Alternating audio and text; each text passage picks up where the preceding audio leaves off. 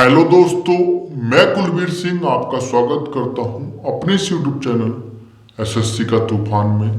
देखिए, आज हम आपको आशुलिपि संख्या वन की प्रतिलेखन संख्या 69 और 70 कराने के लिए जा रहे हैं। देखिए, स्टार्ट करते हैं पहले शब्द से, आर्थिक व्यवस्था। तो देखिए, आर्थिक और व्यवस्था, आर्थिक और व्यवस्था। त्रुटि, तो देखिए त्रुटि, तैरेटी, त्रुटि। आर्थिक स्थिति, तो आर्थिक स्थिति। देखिए, आर्थिक और स्थिति। आगे देखिए आरंभ, तो देखिए आरंभ। आगे है संस्कृति, तो देखिए संस्कृति, से और कृति। आगे देखिए सहानुभूति, तो देखिए सहानु और भूति, सहानु और भूति। ठीक है, आगे बात करते हैं नेक्स्ट शब्द की। देखिए, नेक्स्ट शब्द है खाद्य मंत्रालय। क्या है खाद्य मंत्रालय? तो खाद्य और मंत्रालय, खाद्य और मंत्रालय। आगे है खरीदार, खरीद कर, क्या सॉरी खरीद कर। तो देखिए खरीद और कर। आगे देखिए विशेष रूप से, तो देखिए विशेष रूप से, थोड़ा सा बड़ा कर देंगे, उसमें से लगा देंगे विशेष रूप से। मानव, तो देखिए मानव, मैंने और वे मानव। आगे देखिए काश्तकारों, तो देखिए क्या है काश्तकारों? तो देखिए काश्तकारों, ठीक है, का से ते और कारो, कास्त और कारो। आगे है पालन पोषण। क्या है पालन पोषण? तो देखिए पालन और पैसे काट देंगे तो पोषण, पालन और पैसे काट देंगे तो पोषण। आगे देखिए प्रतिवर्ष। क्या है प्रतिवर्ष? तो देखिए प्र और वर्ष, ठीक है, प्रवर्ष, प्रतिवर्ष, प्र और वर्ष, प्रतिवर्ष। आगे बात करते हैं नेक्स्ट शब्द की।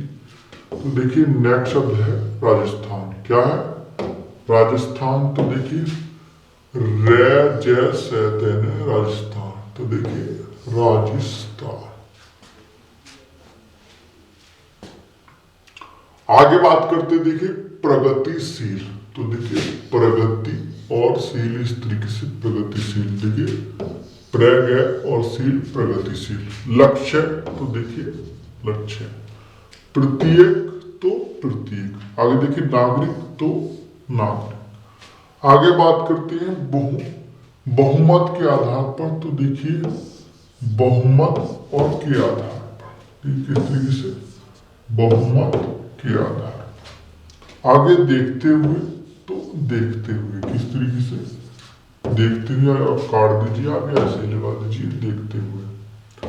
आगे बात करते हैं देखिए क्या है अफसोस। क्या है अफसोस? तो देखिए से अफसोस। आगे बात करते हैं प्रेरणा, तो प्रेरणा, ठीक है। आगे बात करते हैं देखिए गुजरात। क्या है गुजरात? तो देखिए गुज और रात, किस तरीके से गैज गुज और रहते हैं रात, गुजरात। चाहे तो आप आगे पर लगा दीजिए गुजरात, आसानी से उठ जाएगा। आगे शब्द है देखिए आश्वासन। क्या है आश्वासन? देखिए आश्वासन। आगे है देखिए सर्वदलीय। क्या है सर्वदलीय? तो सैर और दलीय, सर्वदलीय। क्या है सर्वदलीय या सैर खाली लगा दीजिए, सैर और दलीय, तब उठा देंगे सर्वदलीय। देखिए नेक्स्ट शब्द है उनके माध्यम से। तो देखिए उनके और माध्यम से। देखिए उनके लिखा और माध्यम से लिख दिया, उनके माध्यम से। देखिए मुकाबले, तो देखिए मुकाबले, ठीक है, मुकाबले। या इस तरीके से लिख देंगे, देखिए किस तरीके से, मैं क्या और वेले मुकाबले, मुकाबले, मुकाबले, ठीक है। देखिए आपके प्रतिलेखन दोनों कंप्लीट हो चुके हैं। वीडियो आपको अच्छी लगी हो तो लाइक करें, शेयर करें और मेरे इस यूट्यूब चैनल को सब्सक्राइब जरूर करें। वीडियो देखने के लिए आप सभी का धन्यवाद।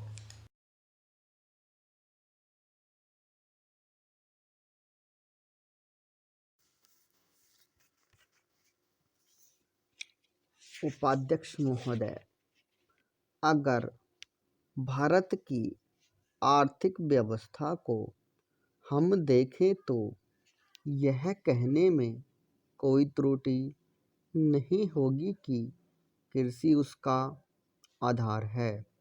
किसी भी देश की सामाजिक और आर्थिक स्थिति उस देश की भूमि की उत्पादन शक्ति पर निर्भर रहा करती है। यदि भूमि की उत्पादन शक्ति में कोई कमी हो जाती है तो उस देश की आर्थिक और सामाजिक स्थिति में भी कुछ परिवर्तन आरंभ हो जाता है।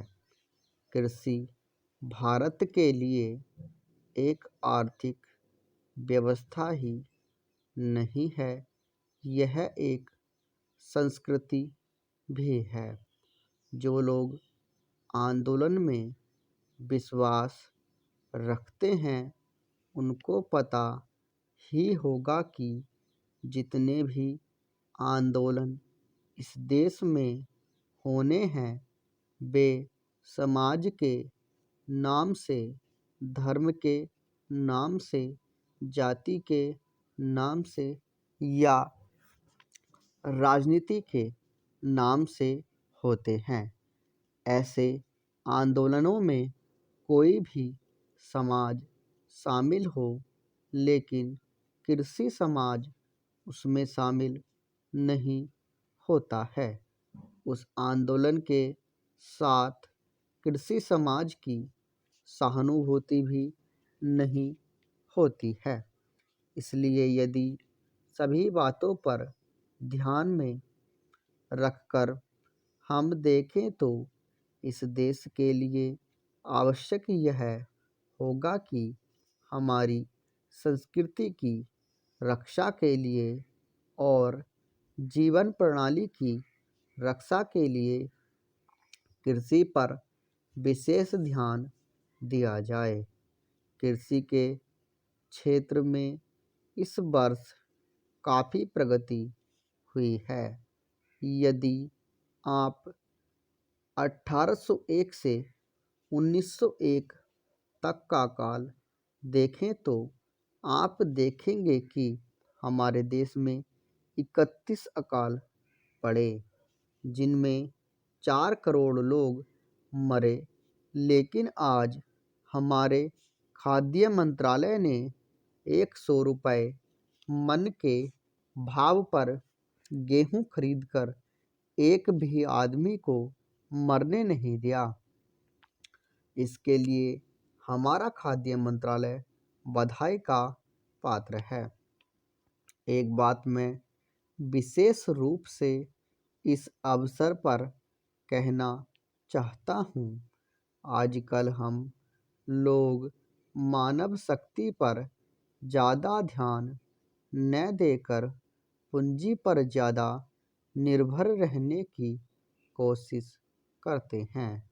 आपको याद होगा लगभग 5 दशक पहले में जापान की आर्थिक व्यवस्था बिगड़ गई थी, लेकिन वहाँ के 60 लाख काश्तकारों ने कृषि शिक्षा के बल पर इतना अनाज पैदा करके दिखलाया कि आज वे 10 करोड़ आदमियों का पालन पोषण कर रहे हैं। वहाँ पर 30 ऐसे विश्वविद्यालय हैं जिनमें कृषि की शिक्षा दी जाती है, जिनसे 16,000 छात्र प्रति वर्ष शिक्षा प्राप्त करके निकलते हैं। आज हमारे देश में पर्याप्त कृषि विश्वविद्यालय स्थापित हो चुके हैं। हमारे देश की 120 करोड़ जनसंख्या को दृष्टि में रखते हुए जापान एक बहुत छोटा सा राज्य है। शायद हमारे राजस्थान से कुछ ही बड़ा है। उपाध्यक्ष महोदय, यह ठीक है कि हम प्रगतिशील हैं, लेकिन हमारी गति में तेजी आनी चाहिए। श्रम की तरफ हमारा अधिक ध्यान जाना चाहिए। जो पंचवर्षीय योजनाएं हमने बनाई हैं, उनमें हमारा लक्ष्य केवल यह नहीं था कि हम अधिक अन्न पैदा करें, हमारा लक्ष्य यह भी था कि अच्छे आदमी पैदा करें, जिससे कि भारत में रहने वाले प्रत्येक नागरिक का ठीक विकास हो। मैं इस बात से सहमत हूँ कि राज्यों में जहाँ बहुमत के आधार पर विरोधी दलों की सरकारें हैं, उनको तोड़ने का अधिकार केंद्र को नहीं होना चाहिए। लेकिन फिर भी हमें स्थिति को देखते हुए भेद करना चाहिए। गुजरात की सरकार टूट गई, इसके लिए हमको अफसोस नहीं करना चाहिए। जहाँ तक इस बिल का संबंध है, मैं इसकी कमियों की तरफ आपका ध्यान दिलाना चाहता हूँ, जिससे कि आपको उसे ठीक करने की प्रेरणा मिले और इसको आप ठीक करके वहाँ का काम चलाएं। इसका आशय यह भी है कि जो पार्टी सरकार चलाती है वह सब सही काम करती है, लेकिन फिर भी मैं यह मानता हूँ कि जो गुजरात की सरकार टूट गई वह अच्छी बात हुई है। गुजरात के लिए आपने संसद सदस्यों की जो समिति बनाई है वह एक ठीक कदम है, लेकिन इस बात का आश्वासन भी आपको देना चाहिए कि राज्य और जिला स्तर पर जो समितियां आप बनाने जा रहे हैं उनको सर्वदलीय बनाएंगे, ताकि जनता की जो कठिनाइयां हैं वे आपके सामने प्रत्यक्ष रूप से आ सकें और उनकी भावना के अनुसार वहाँ पर कुछ काम हो सके। अगर ऐसी व्यवस्था नहीं होगी और बाहर के लोगों को आप उन समितियों में रखेंगे जिनको गुजरात की समस्याओं का कुछ भी ज्ञान नहीं है, तो परिणाम यह होगा कि आप गुजरात की समस्याओं को हल नहीं कर सकेंगे। इसलिए मैं सुझाव देना चाहता हूं कि आप इसमें ऐसी कानूनी व्यवस्था करें कि जिससे विभिन्न स्तरों पर सर्वदलीय समितियां बनाई जा सकें और उनके माध्यम से सरकार के सामने सुझाव आए कि वहाँ पर किस तरह से काम होना चाहिए। गुजरात औद्योगिक मामलों में अन्य राज्यों से थोड़ा भिन्न है, फिर भी वहाँ की स्थिति यह है कि आज भी प्रति व्यक्ति आय 300 रुपये से अधिक नहीं है। आज गुजरात में अन्य राज्यों के मुकाबले सबसे अधिक कर लगे हुए हैं। यह उचित नहीं है। स्टॉप।